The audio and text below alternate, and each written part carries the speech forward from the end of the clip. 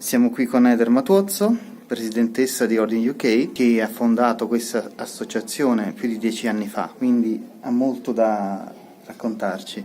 I am the chair of HoardingUK. So their objectives are, well, number one is to raise awareness around hoarding, to help to facilitate new ways of working and encourage people to have the right attitude to working with tenants or people that they come across in their work. How it is the situation or perception of hoarding disorder in UK? It was recognised by the World Health Organization in June last year. Therefore, the official recognition is going to be January 2022. So during this period, we are using that information to encourage everybody to be ready for when that diagnosis is fully accepted by all the members of the World Health Organization. If the National Health Service in the UK, they acknowledge the American definition, they will probably acknowledge the World Health Organization definition, but they don't have treatment yet. If they decide that they will treat hoarding and use therapy for hoarding, that would be free because we already pay for it. But that will be a difficult path because, as with everybody in Europe at the moment, there is austerity and money is being taken away, not given. What are percentage of success in treatment for hoarders and their sons and daughters? It's quite difficult to give you a percentage of success because there are hardly any people doing specific research with an amount of people so that you can say this has a 28% success rate or a 30% success rate. It's very sporadic. So there are small groups of people doing not scientific research. So, for example, the people in my support groups have successes, but it's not monitored. It's not part of a research project. So it's difficult to give a percentage. We say that for social housing, if somebody has been helped to not be evicted or not lose their children, that is a success. With our support group, it's when somebody is beginning to change their life, that is a success. But it's not as quantifiable as scientists would like. I don't know if there are differences of hoarders in different countries and cultures. In Italy, any case that I met have the father or mother, most of all mother, totally refusing any help or even the idea that they have a disease. My association is named DispoSons, just because I try to help sons and daughters, first of all, because some psychiatric professional says that there are not so many possibilities to treat the hoarders, but there is a large possibility to treat sons and daughters, that access to the house of the hoarder. Our point of view is to help sons and daughters to understand the disease, understand their conflicting feelings, and help their parents when it's possible, or even to renounce to help them. Yes, to leave or to not push anymore. Yeah. And I think that's very interesting because there's very little done with children of hoarders. I think the Americans have started to look at it more earnestly now, whereas before they concentrated more on the person who had hoarding behaviour. But now they are looking at children of hoarders. But I think it will be interesting going forward, because if you can help children or relatives then, because often it can be a husband or a wife, those people can feel at least empowered and understand.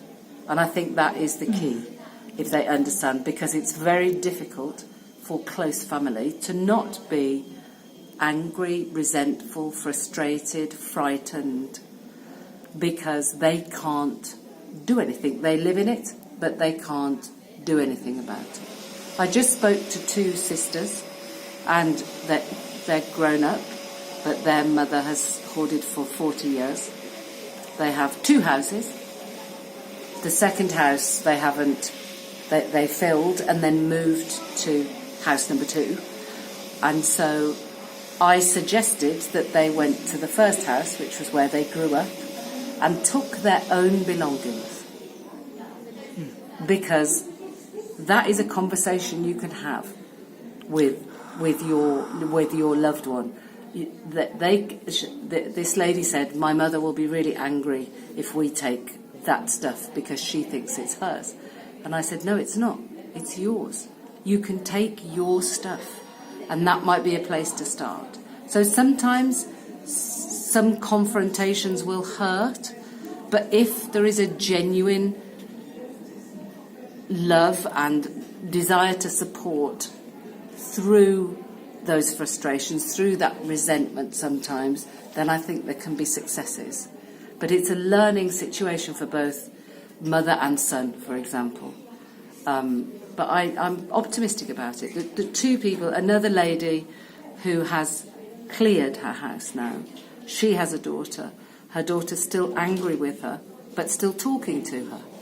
So she just said to me, today started a few more uncomfortable conversations. But that's okay. That's okay. I said, when you've had those conversations, everything will settle. If your daughter doesn't talk to you about how angry she is or how frightened she was, then she will store it, and that won't be good. But now they're having good conversations, and they're finding each other again, which is great.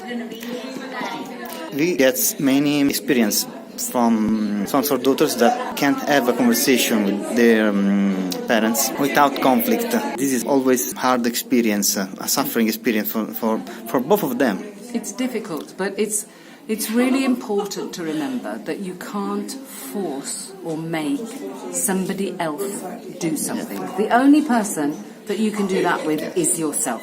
Yeah. So, given that, the thing you can be, so for you can be a son. You know how to be a son. That's your job. Do that and let go of the other. You understand it, you know what you're seeing, you understand the frustrations. But when there is that tension where you're watching and waiting and your mum's watching and waiting, the tension just gets stronger and stronger.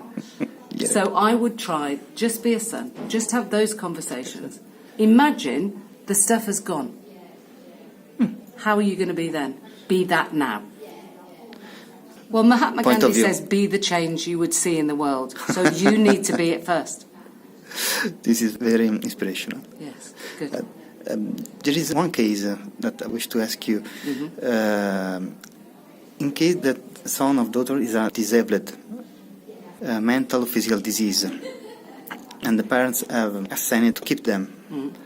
Usually sons and daughters can go away. Yes. They rebuild themselves, maybe understand what happened to their family, and then could come back and have that conversation that you suggest. But in case of disabled people that can run away fundamentally, do you have some cases of that kind?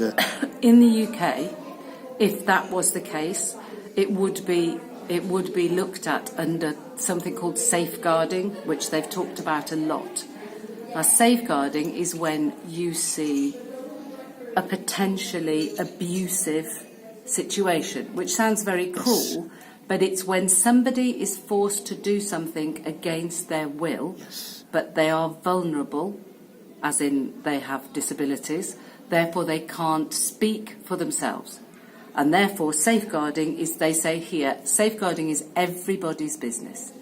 So if somebody sees that that is a situation, they will report to social services or to the doctor, and then a safeguarding case is looked at, and visits will be made, and people will speak for the disabled person.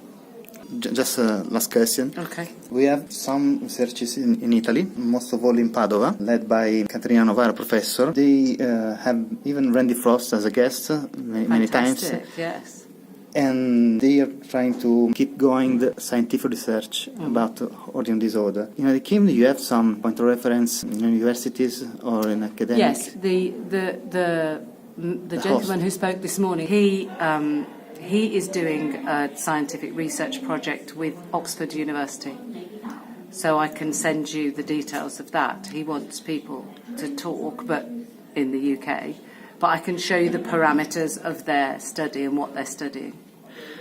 There have been some research projects, but sometimes they don't get enough people, and it's very difficult.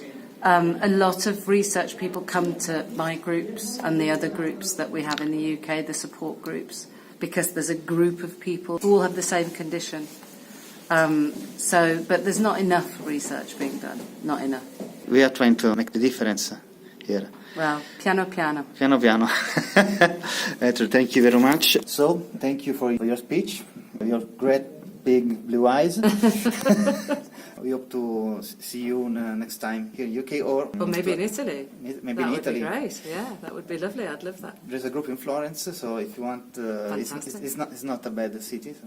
No, I've only been once, so that's okay. I need another visit. Oh, be my guest. Okay, so I will. Thank you very much. Mwah.